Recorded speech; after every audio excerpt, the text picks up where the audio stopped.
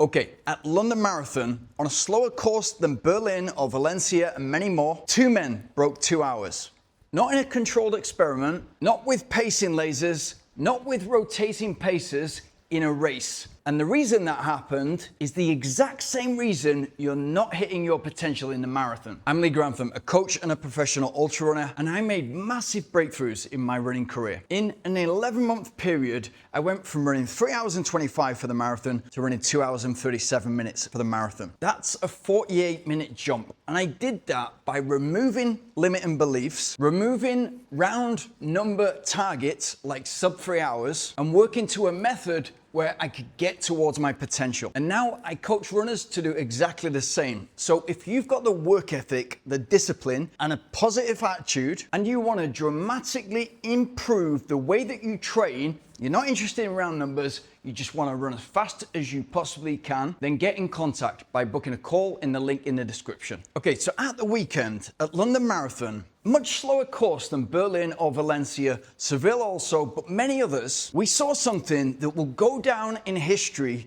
as one of the greatest days in marathon running. We saw 3 men break the world record, and 2 of those went under 2 hours for the first time in a legal race. And what makes it even more incredible is that we'd seen the Breaking2 project, where the greatest of all time marathon runner, Kipchoge, attempted to go under 2 hours. We then saw the INEOS challenge in 2019, where he managed to do just that. And he ran 1 hour, 59 minutes and 40 seconds. And for me, he's the greatest of all time, not because of how fast he ran on that day, but because of his consistency over his marathons. And that makes him not just the greatest of all time in running, he's up there with the greatest of all time sportsmen. But what made Sunday's London Marathon so incredible, with 2 men under 2 hours, was that when Eliud broke the 2 hour mark, he had a huge team behind him. He had Formula One experts and the head of Team INEOS, previously Team Sky,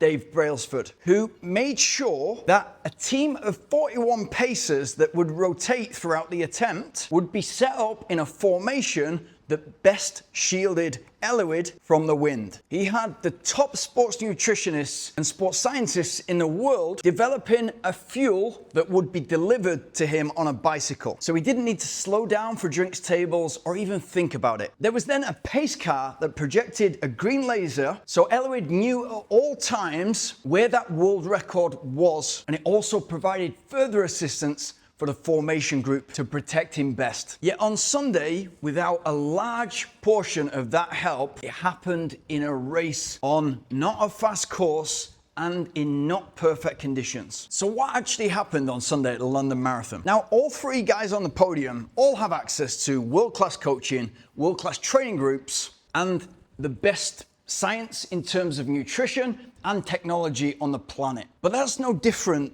to any other race, and much faster races like a course like Berlin, Valencia, Seville, and others. What we saw on Sunday was an absolute dogfight to the finish line. We saw 3 men battling for it.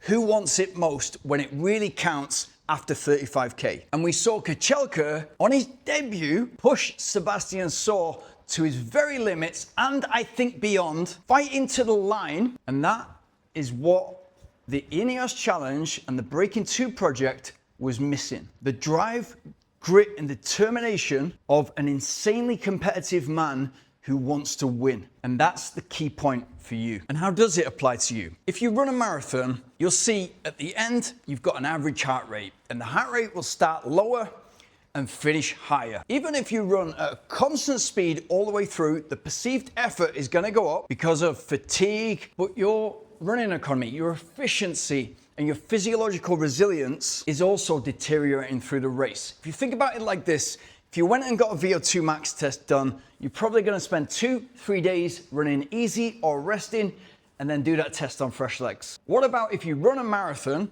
and then we get you to do a VO2 max test? You'd look like a completely different athlete. So the point is, just like Sunday's world record, there will be a point in a marathon where you go beyond what you think you're capable of. It might be a higher heart rate that you've never seen in a long run. You might have seen it in faster running, but in small doses. You're able to find an extra gear that you don't seem to be able to find in training. And as kids, we used to call that the race day effect. And for many reasons, especially at the end of a long run, we don't want to go that hard in training. It's gonna cost us too much, the recovery is gonna cost us too much, and we're not gonna be able to patch the consistency of high quality training sessions together in order to prepare optimally for the marathon. The reason you're able to push harder on race day in the latter stages, if you've paced it well, is because you freshened up with a taper, and ideally you're peaking at exactly the right time. There's that extra glycogen in the muscles. You know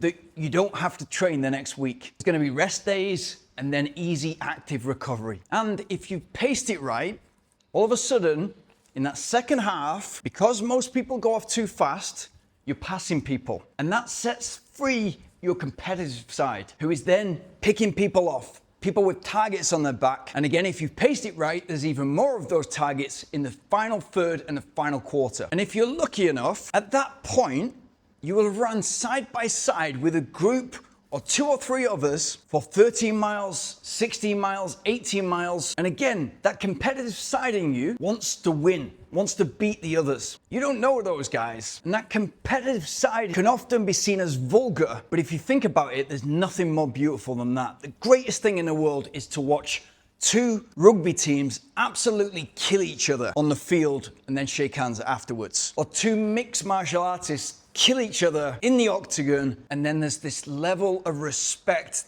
this level of humility afterwards. And not only do you know what it's taken for him to get to that level, you have lived it yourself. And so at mile 18 in a group, why not turn this into a game? Let's get the very best out of myself and everybody else around us and race to the finish line. Now, if you can do that when there's nobody around you, you're running completely solo, and internally, that part of your character comes to the surface, you're intrinsically motivated to battle with yourself to get the very best out of yourself on the day, in running, in life. That is truly his superpower. I had a runner at the weekend who had a race called off last weekend because of a storm, and so needed to pivot and run a marathon, a small marathon of 100 people, the weekend just passed. The best part of it for me was that out there alone, running solo for the vast majority of the race, that's the character that he found. Somebody who, it's only a game, so I'm gonna give it absolutely everything I've got. Because that's what marathon is, a test of character. And if we're constantly trying to find our potential, to find where the limit is, we're continually improving in running, developing that character, developing